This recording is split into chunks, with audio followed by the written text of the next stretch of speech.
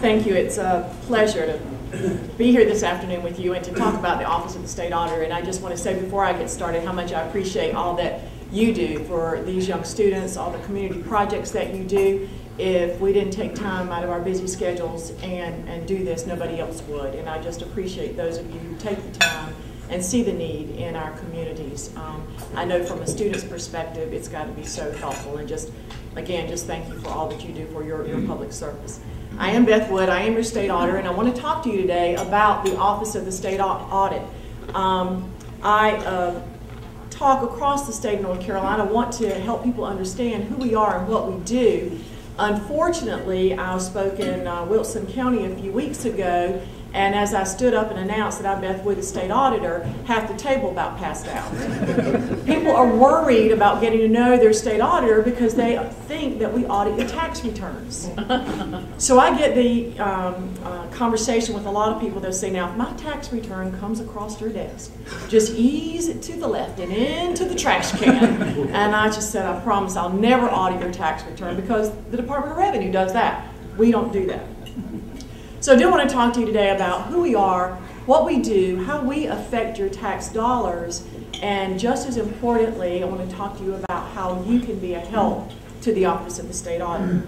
Now, again, as I said, we're very obscure. People don't understand exactly what we do, and so we basically do what it sounds like, we audit. Now, the state of North Carolina, it takes about $19 billion to run our state government. $19 billion with a B. $10 billion of those dollars come from you and I and the state income taxes that we pay in. So over half of the dollars that it takes to run our state government, you and I pay in state income taxes.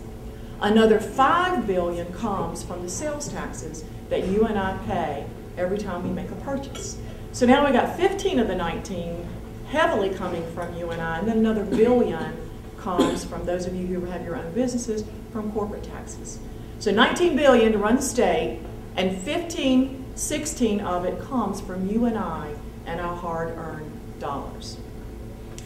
So who's looking after those monies? Who's taking care of them? And that's where the state auditor's office comes in. Who do we audit? We audit state government, state agencies like the Department of Transportation. We audit Department of Environmental Health and Natural Resources, Department of Public Instruction. So we audit state agencies. We audit universities such as East Carolina University, UNC Chapel Hill, UNC State. We audit the community colleges, all 58 of them, but we do them on a rotational basis every other year. We audit the 100 clerks of court, and we audit them on a rotational basis of once every 5 years, so we audit 20 clerks of court every year. That's a lot of work for 183 staff people in the Office of the State Auditor, and about 150 of those are CPAs and or accountants. Now, the types of audit that we do, I think, are really important for citizens to understand. We audit for the universities, the community colleges, and state government. We do a financial statement audit. And let's just take the state of North Carolina, just that one audit. All the state agencies, the $19 billion I was telling you about, we audit the financial statements. Now that is nothing more than a financial statement, June 30, whatever year. These are all the numbers, assets, liabilities, revenues, expenditures, for one point in time in the year, and we issue an opinion on whether or not those financial statements are materially correct. Materially correct means they are right, plus or minus $500 million. Did you get that? It's a financial statement audit of mine and your tax dollars, and we issue an opinion that they are materially stated, plus or minus $500 million. That's pretty huge. How beneficial or how important or how useful, as a better word, is that information to each and every one of you? I'm upset if they're all $1,000, $500 million, but I want you to understand an audit is not an audit, is not an audit. And so many citizens think that, well, our state government is being audited, so we've got to be catching everything that's going on. And I just explained to you what that audit means. Financial statements, one period in the year, and they are materially correct, plus or minus $500 million. And to be perfectly honest with you, the $500 million is a conservative number. That plus or minus is higher than that. So we spend a lot of our resources because those are what we call the have-to audits. Whenever we go out for bonds, when we try to borrow money, the bond rating agencies want these financial statements. And after we borrow this money, we have to continue these audits every year. So those are have-to audits. You've got to do them. The state of North Carolina receives another $19 billion in federal funding. Food stamps, Medicaid, monies for our highways, monies for clean water, clean air. So we get another $19 billion, and we audit those for compliance. We're auditing to see if those monies, those Medicaid monies, are being given to the right people. We're auditing those dollars to see if the state of North Carolina is administering those programs like they should. Okay? So that's about 3/4 of our staff and what they do. They send that information back to the feds, and if we're not doing it right, guess what? What do you think we have to do with that money if we didn't spend it right? We had to pay it back. So we've got these financial statement audits, have to do them. The feds require that we audit their federal dollars that they're giving to the state of North Carolina. So these are have-to audits. We have to do them. And that takes up 3/4 of our resources in the Office of the State Auditor. Then we get into the audits, I think, that are more applicable to you and I as citizens. These are the audits that we want to see more done. And these are what we call performance audits. And they're exactly what they sound like. They go into an agency and they look at a program, or they look at a division of an agency, or they look at processes within an agency and decide, are they doing what they should be doing? Are they meeting the objectives of that program? Are they efficiently using our resources? You know, the dollars can come in and be properly accounted for, and they can go out and be properly accounted for and then properly reported, and guess what? We don't accomplish anything with the spending of those dollars. The accounting part might be right, but did we really accomplish anything with the dollars? And those performance audits are what I think you and I as citizens are really looking for.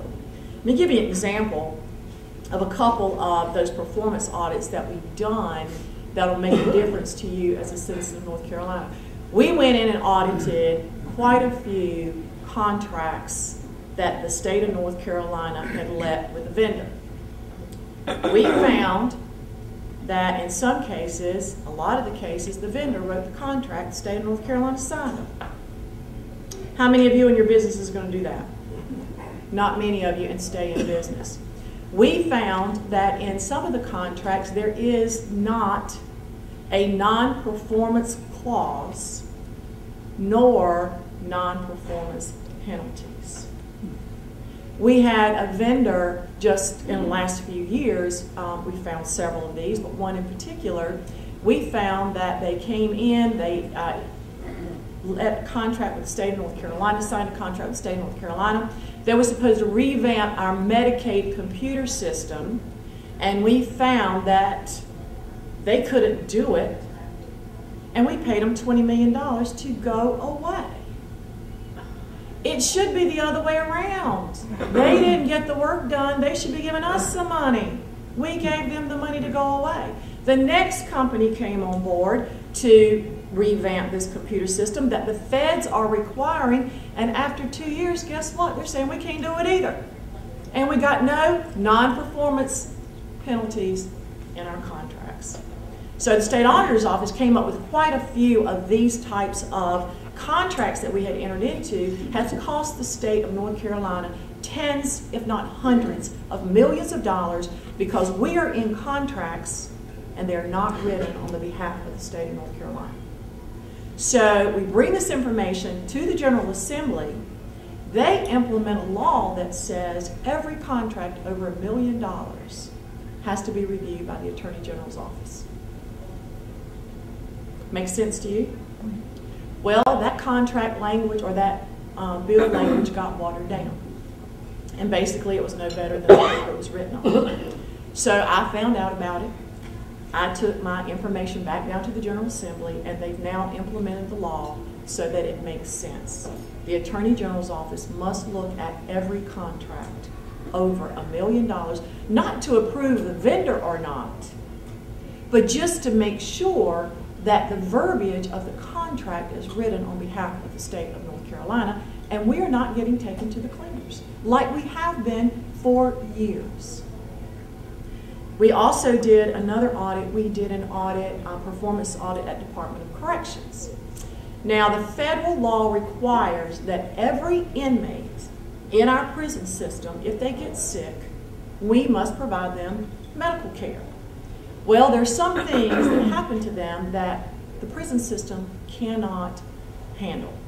So they leave the prison system and they go to a hospital, hospitals that you and I would attend. Our audit found that the services that the state of North Carolina was paying for with mine and your tax dollars, we are paying almost 5 times more than Medicare or Medicaid would pay for the same services, for the very same services.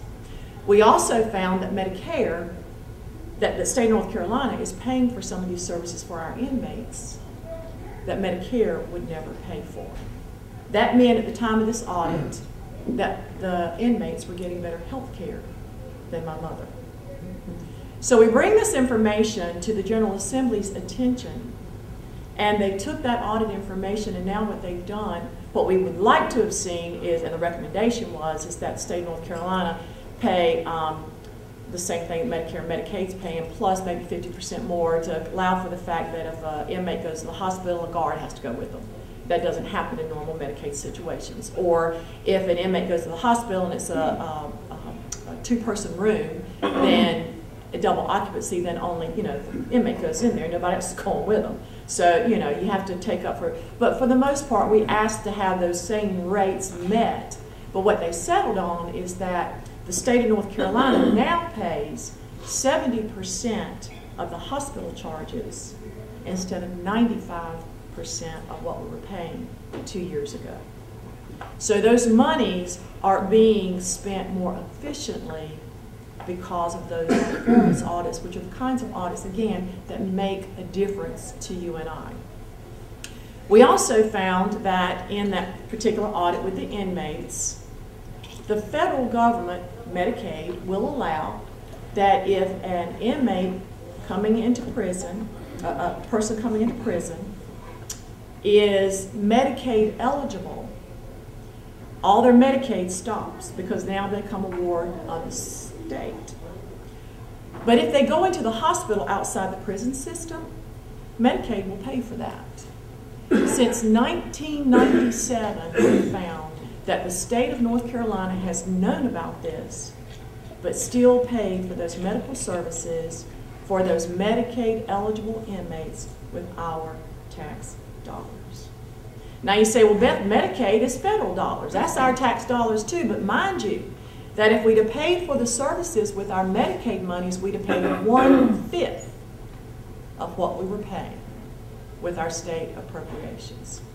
So the state of North Carolina, the General Assembly, passed a law based on that audit results and has now said that if an inmate coming into prison has been on Medicaid or is now Medicaid eligible, we will pay. If they have to go into the hospital system, we will pay for those services with Medicaid dollars and not state appropriations. Now this is where it gets better. The General Assembly did the right thing. They took the results of those audits, they implemented a law, they've made DOC and Department of Health and Human Services, they've made them use these Medicaid dollars to pay for these out of the prison system medical services. What we found is that in 9 months, we found that 1,000 Medicaid cards that belong to these prisoners were being used fraudulently by somebody outside the prison system. So this is an audit that just kept on giving. Because we found, again, these prisoners had given or sold their Medicaid cards to somebody else. And so once we tried to pay for these medical services with their Medicaid card, we found that somebody else was using the card. 1,000 cards we found in 9 months. So now that precipitates another audit, because I'm standing back wondering, I got this person's card, their name on it, and somebody with a different name is using that card. How is this happening? So my staff is now moving forward with a different audit. So again, this is an audit that just kept on giving. We entered into another audit in our performance division, and we are looking at the state auditor's office, and I basically am knowing I've got 4 audit divisions. I have 3 or 4 supplemental divisions that have to come into play: HR, personnel, budget, MIS division to keep our computers going. So we look at each division and I say, I got this many people, here's how many audits I need to do, here's how many man hours I need, are they being charged appropriately? So I have tools, management tools, so I can go tell the General Assembly, for every audit we do, here's approximately what it cost us. So we wanted to say, okay, we got all these state agencies who are spending our tax dollars. Do they know how much money they need to spend to do what they're supposed to do? And do they know how well they're tracking? So we went out to look at the performance measures. Here's your budget. Here's what you're supposed to accomplish with that budget. And what did you accomplish? Makes sense. So then the General Assembly can decide, well, this program cost this much to run, but we really didn't get a whole lot out of there, so maybe we need to do away with that. Now they're just guessing. The General Assembly just guesses about what's doing well and what's not. So we went into these state agencies. We went into 3 state agencies and 2 divisions and 1 of the state agencies. None of them had any information whereby to measure, here's what we're supposed to accomplish, here's what we are accomplishing, here's how we are tracking. These are our tax dollars being spent to run our state government, but we really don't even know how we're tracking. I have audit after audit after audit like this. The good news is these performance audits are identifying where waste is going on, where inefficiencies are going on, and our General Assembly, for the past 3 years that I've been in office, has taken this information and they're implementing laws to stop this waste and abuse. That is the piece of our office that I think really appeals to you and I more as a citizen of North Carolina who's paying the tax dollars to keep our state in business. We also have an investigation. We have an investigative group, and that's where we get phone calls. We have a hotline, and a person can remain anonymous on that hotline when they give us a tip if they so choose. And we had a tip that all of these inspectors for LP gas farms and trucks and businesses or whatever, that they were being written up with these violations, some of them as many as 250 or 342 violations in one sitting, and no fines being issued, none. So I ask you, what is the incentive? And these were egregious problems that we found in that some of these LP gas farms, the emergency turnoff wheel didn't work. The emergency turnoff valve didn't work. People, drivers, smoking in the trucks, smoking around the tanks. Egregious public safety type issues. I would reach out to you there and say, we do have a hotline tip. Some of the best tips we get are from citizens of North Carolina who are aware of things that are going on around the state that my staff would never be aware of.